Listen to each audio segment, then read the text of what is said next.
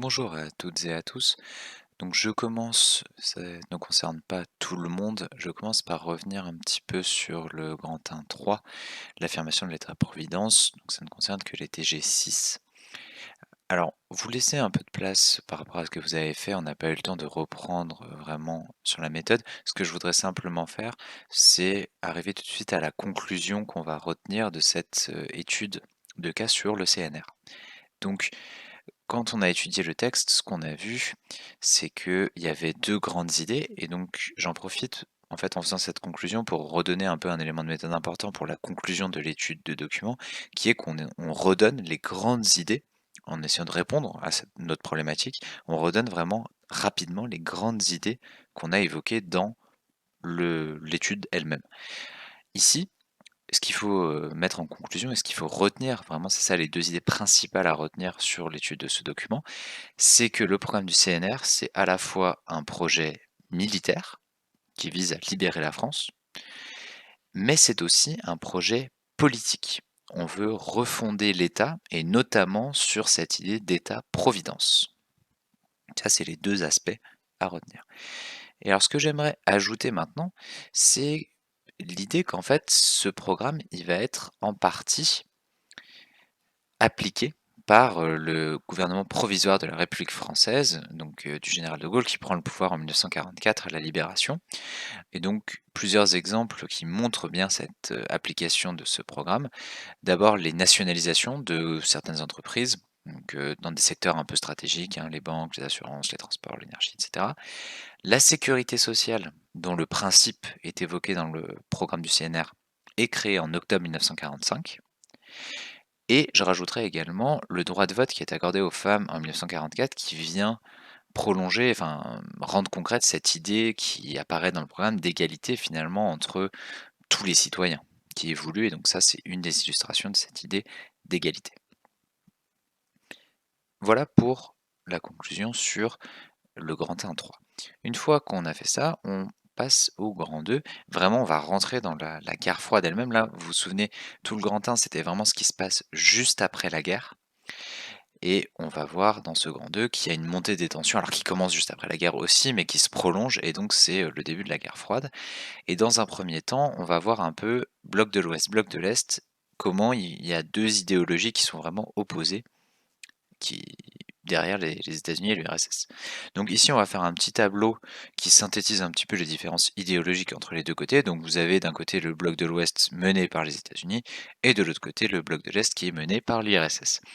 Et alors, ce qui est important de comprendre, c'est si on parle de guerre froide, c'est parce que c'est pas uniquement ces 2 pays, mais qu'il y a vraiment une logique, c'est ça qui est contenu dans le mot de bloc, il y a vraiment une logique de bloc, c'est-à-dire que les pays globalement se rangent d'un côté ou de l'autre.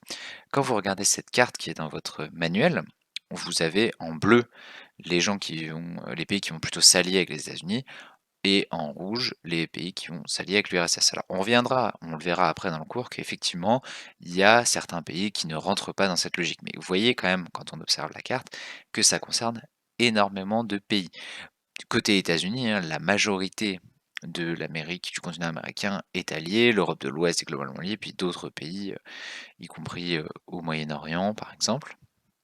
De même pour, l'URSS, bon, vous avez toute l'Europe de l'Est, bien sûr, mais vous avez un certain nombre de pays qui vont aussi s'allier avec l'URSS parce qu'ils considèrent que c'est, le pari qu'il faut faire en quelque sorte et qu'ils sont un peu obligés de prendre position et d'où, des trucs un peu improbables comme, l'Angola ou le Mozambique qui s'allient avec l'URSS et qui mettent en place des systèmes, communistes.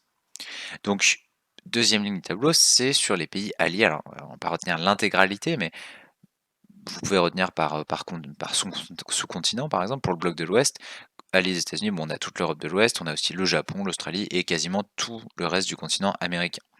Pour le bloc de l'Est, comme je l'ai dit, vous avez bon, bah, l'Europe de l'Est, au début seulement la Chine, on le reverra, Cuba, qui est le seul pays en fait d'Amérique qui n'est pas allié à l'URSS, aux États-Unis, pardon, et quelques pays en Afrique, comme par exemple, comme je l'ai dit, l'Angola ou le Mozambique. Ensuite, au niveau du fonctionnement politique, on a 2 modèles différents qui s'opposent, puisque vous avez d'un côté, bloc de l'Ouest sur les États-Unis, un modèle qui est fondé sur les élections libres, qui est fondée sur un pluralisme politique, c'est-à-dire vous avez plusieurs partis et on élit lors d'élections celui qui va être au pouvoir. Ce sont des démocraties qui vont défendre, un certain nombre de libertés, opinion, presse, religion, et cetera. Du côté, du bloc de l'Est et de l'URSS, on est plutôt sur un système, c'est pas un système démocratique, c'est un système de parti unique qui dirige, qui contrôle un peu tout et pour les pays qui sont alliés, on va parler de démocratie populaire, c'est-à-dire, un terme qu'on utilise, c'est le terme de pays satellite de l'URSS, c'est-à-dire, en fait, c'est des pays qui sont censés être indépendants, mais qui, en fait, sont sous l'influence de l'URSS. Ils n'ont pas vraiment la liberté de choisir ce qu'ils font, au niveau politique et cetera. Alors, à noter quand même que il faut, faire attention quand on parle de la guerre froide à pas être trop, caricatural. Il faut être un peu dans la nuance, c'est-à-dire que, par exemple, les États-Unis défendent la démocratie tant qu'elle n'est pas, enfin, communiste.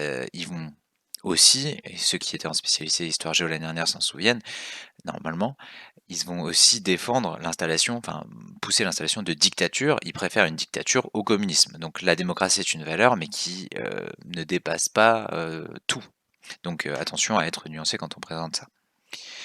Au niveau de l'idéologie, 2 idéologies différentes. Du côté États-Unis, on est dans la valorisation de la liberté, le plus possible, et également l'accumulation de richesses individuelles. Le communisme, lui, est une idéologie qui vise à établir une société sans classe, où chacun aurait selon ses besoins. Il y a un idéal à la base d'égalité dans, l'idéologie communiste.